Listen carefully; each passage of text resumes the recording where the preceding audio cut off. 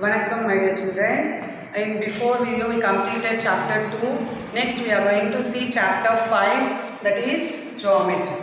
So, in this geometry, already we learned in 7th standard properties of triangles. So, triangles have some properties, we learned earlier. In this chapter, now we are going to see in this congruency of triangles and similarity of triangles, Pythagorean theorem and concurrency of medians, altitudes, perpendicular bisectors and angle bisectors. Okay, this I will call what we learned earlier, properties of triangle. So triangle has some properties that we are going to recall now. Okay, so the sum of three angles of a triangle is 180 degree. So if we take any triangle, the sum of the angles should be what? It is equal to 180 degree. That is angle A plus angle B, angle C, which is equal to 180 degree. See, it is also called as angle sum property. Okay, next.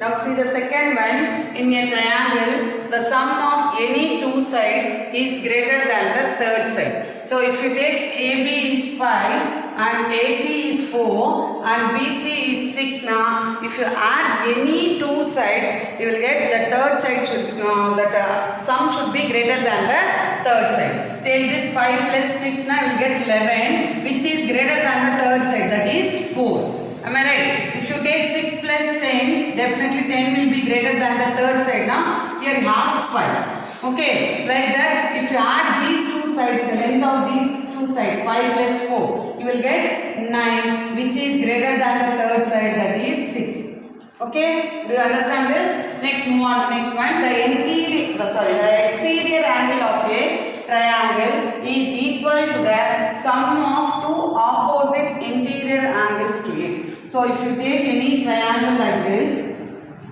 so the exterior angle, if you extend this one now, here the exterior angle will be equal to the sum of the opposite interior angles. So this angle, suppose A, B, C, this exterior angle should be equal to the opposite interior angles. That only they given. So the exterior angle of a triangle is equal to the sum of the two opposite interior angles to it. Suppose here you have 110 degree now, here will be 50 degree, here will be 60 degree. You can write any other. So if you add these two, that angle should be equal to 110 degree. So 50 plus 60 will get 110 degree, that only they give. Okay, move on to next one. Angles equal to the opposite sides are equal and vice versa. See, in this triangle, if then two angles, these two angles are equal, then that opposite sides are. So for this angle, what is the opposite side? For this angle, this is the opposite side. For this angle, this is the opposite side, This side's length should be equal. These sides are equal. Vice versa means if the sides are equal. So take another triangle. Take another triangle. If these two sides are equal, then the angles opposite to it. So for this side, what is the opposite angle? This one. For this side, what is the opposite angle? This one. So these two angles should be equal. So be clear in this. It will be useful for our next sums. Doing sums, we are using this. Okay. So angles equal to the opposite sides are equal, and sides equal to the opposite angles are equal. Okay, you understand this? Move on to next one. So this is, we are entering our chapter. First topic, they given congruent and similar shapes. So first of all, we are going to learn what is congruent. So congruent is nothing but if a shape has that exact shape, both shapes are exactly same now, then it will called as congruent. See, congruent figures are exactly same shape and size. So the shape as well as the size both are equal, both are same now, then it is called as congruent figures. So in other words, shapes are congruent only exact over the other. If you put one by one now, it will exactly cover one by one. Okay, so see this This is the symbol used for congruent. So if you write 3 equal to 3 lines means that is the congruent symbol. Here see A, B, C, it is exactly P, Q, R. If you place one by one, it is exactly over the other. Okay, you understand? Next, similar figures. So what is meant by similar figures now? They have same shape but not same size, but it should be in different size. If you went for Photoshop, if you give an photo for a passport size photo, they will enlarge and give it to you, no. So that is called similarity, similar photos. Okay. So two geometrical figures are said to be similar if the measures one to the corresponding measures on the other are constant ratio. So if you draw a triangle like this, if you have 6 centimeter like this. Okay, so if you have like this now constant ratio, you have another triangle here.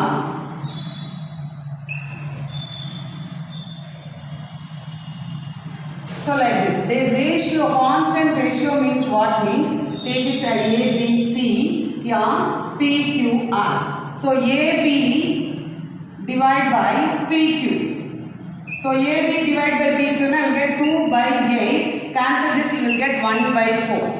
Okay, so the ratio is here 1:4. Take this BC divide by QR equal to 4 by 16. Here also cancel this, you will get 1 by 4. That is ratio will be 1:4. So AC divide by PR, that is 6 divided by 24. You get 6 ones are 6 fours are, you get 1 by 4. Here also the ratio is 1:4.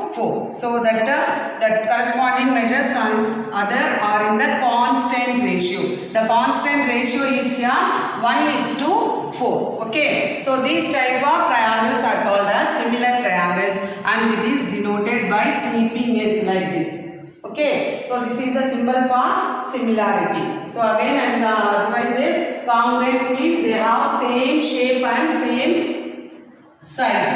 Okay. Whereas similar triangle means it has same shape but in different size, but they are having the constant ratio.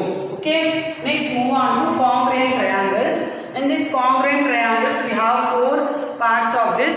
We are going to see now. First one SSS congruence. So name itself we have SSS means side side side congruence.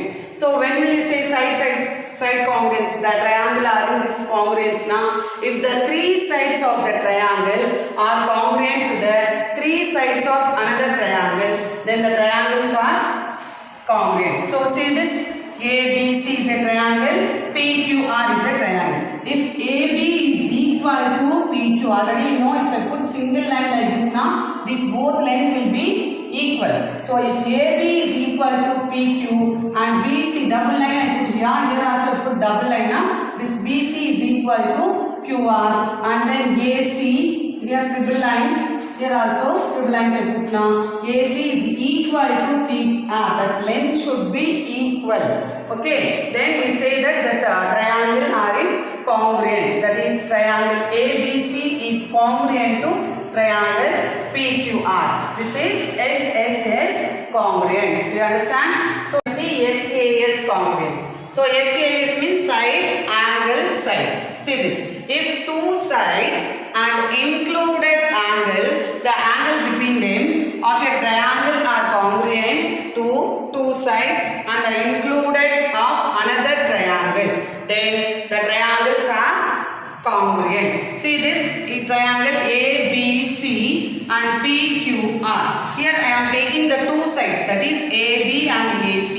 Here PQ and PR. The included angle is the 2 sides you are taking, you know, that between that angles only they given as included angle. Okay, do you understand? So if AB is equal to PQ and AC is equal to PR and angle A equal to angle P, then we say that the triangles are congruent to each other by SAS congruence. So see this, AC equal to PR, AC is equal to PR, and then angle A, this one angle is angle P, then AB equal to PR. Then we say that triangle ABC is congruent to triangle PQR. Next move on to third one, ASA, that is angle side angle congruence. So ASA, angle side angle congruence. Say this, if two angles unincluded side of a triangle are congruent to two angles and the included side of another triangle, then the triangles are congruent. Here we are taking two angles and the included side. Say this figure ABC PQR. Okay. Here, so we are taking two angles. Okay, so angle A and angle C. So here angle R and angle P. The included side means for these two triangles, what is the included side? AC only, no? So for these two triangles, the included side is RP, that is PR or RP. Okay, so here AC is equal to PR. AC is equal to PR and angle A is equal to angle R and angle C is equal to angle P. Hence we say that triangle ABC is congruent to triangle RQP. Here two angles and one included side. Before we see one angle and two included sides. Okay, so two sides and one included angle. Here two angles and one included side. So if you have like this two triangles, now we will say that triangle ABC is congruent to triangle RQP. Okay, next move on to fourth one, RHS. So R means here right angle, H means hypotenuse, S means side. So right angle, hypotenuse, side congruence. So if the hypotenuse and leg of one right triangle, so hypotenuse will be equal, congruent, and leg of one right triangle are congruent to the hypotenuse and leg of another right triangle, then the triangles are congruent. Say this, here they should be right, both triangles should be right angle triangle. Okay, so here ABC is a right angle triangle at B. Here PQR is also a right angle at Q. Okay, so we have one right angle here, and then what they given? Hypotenuse should be equal. So what is the hypotenuse here? Opposite to right angle only is the hypotenuse. No, AC is the hypotenuse. Here, what is the opposite side to the right angle? Na? PR. PR is the hypotenuse. Here CA or AC. AC is equal to PR and angle Q is 90 degree. Here angle B is 90 degree.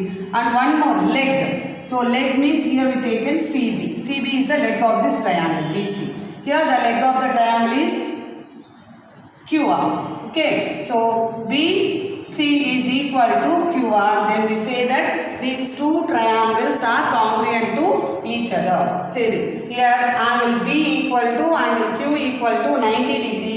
BC equal to QR. This is the legs, you know. Here BC is the leg for this triangle and here QR is the leg for this PQR triangle. So BC equal to QR and AC equal to PR. So AC, PR. AC is the hypotenuse for triangle ABC. PR is the hypotenuse for triangle PQR. So if they are equal, then we say that triangle ABC is congruent to triangle PQR. I think you are all understood these four types of congruence of triangles. We will meet in the next video. Thank you, children.